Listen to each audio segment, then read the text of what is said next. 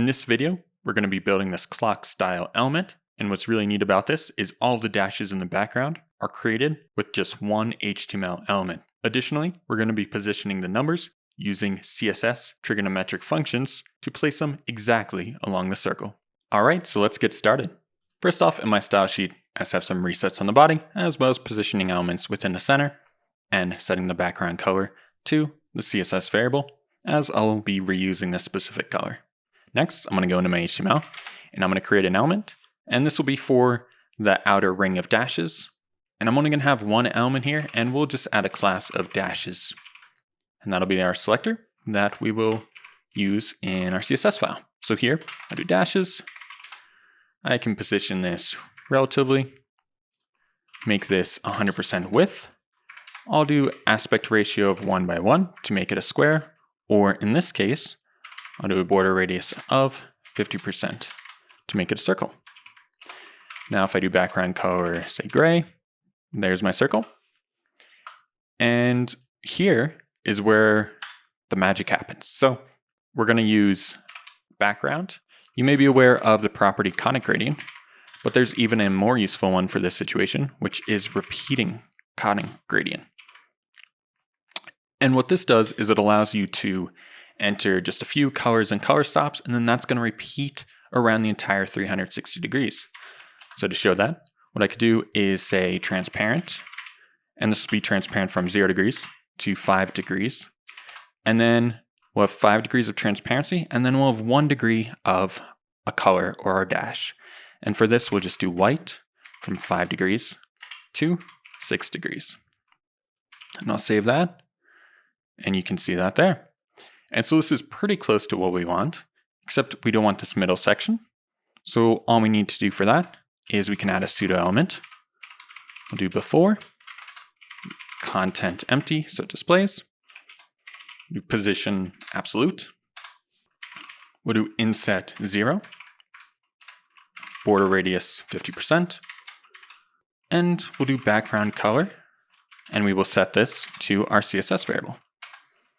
Now if I save this, you can see it's overlapping, and all we need to do is say transform, scale, and decrease this just a little bit, so we could say 0.9. And there we go, we have all of our dashes. Now you may want to have different color dashes, like primary ones and secondary. So to do that, we can, let's add this to a new line so the formatting's a little bit better. What we can do is continue this pattern. We'll say transparent for 5 more degrees. So that'll go from 6 degrees to 11 degrees. And then we'll add our next color. So here we could do, say gray, and this will be 1 degree of gray from 11 to 12. And if I save this, you'll see it alternates. So we could add 3 more colors of gray, and then we'll have 1 white for every 5 to have those primary lines of the clock. So I'll do that right now. All right, and here we are.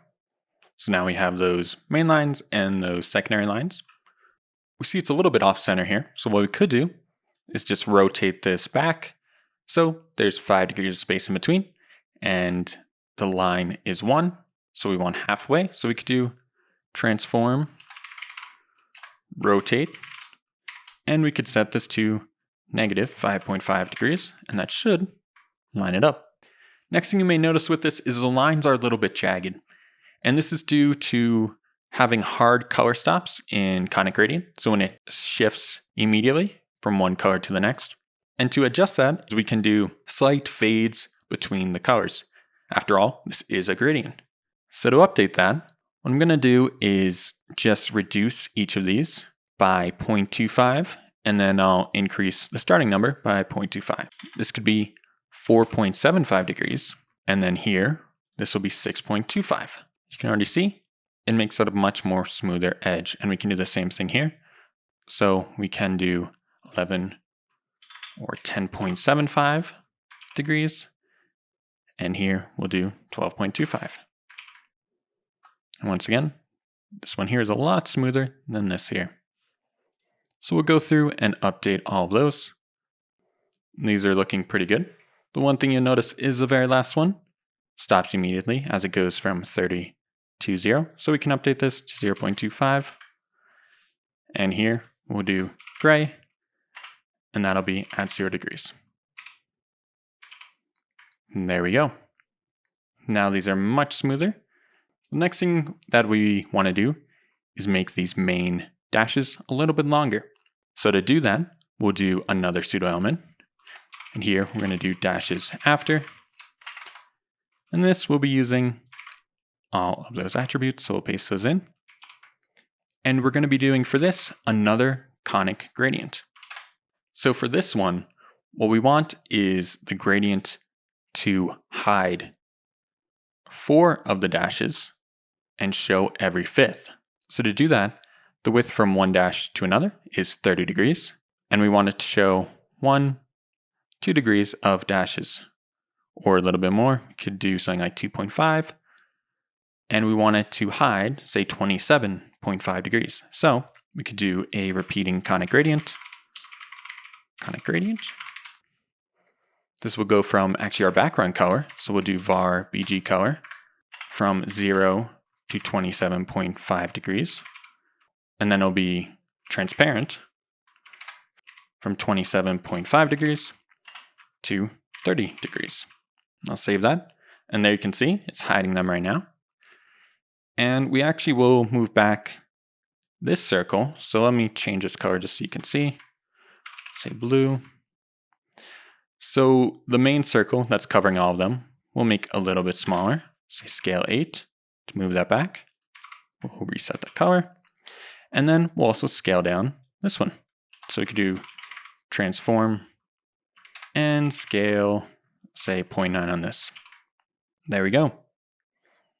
One other thing you'll notice is right here, if I make this black, this is coming right up on the edge.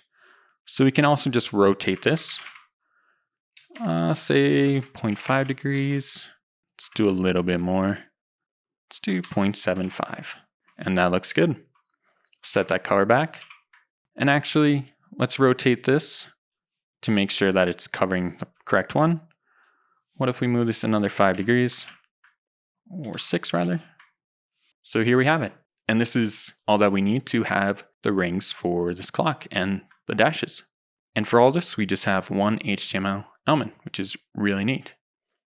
So next up, what we're going to do, we're going to place the numbers, and this is going to be really fun. So here, let's just add a container around this. So we'll do class container.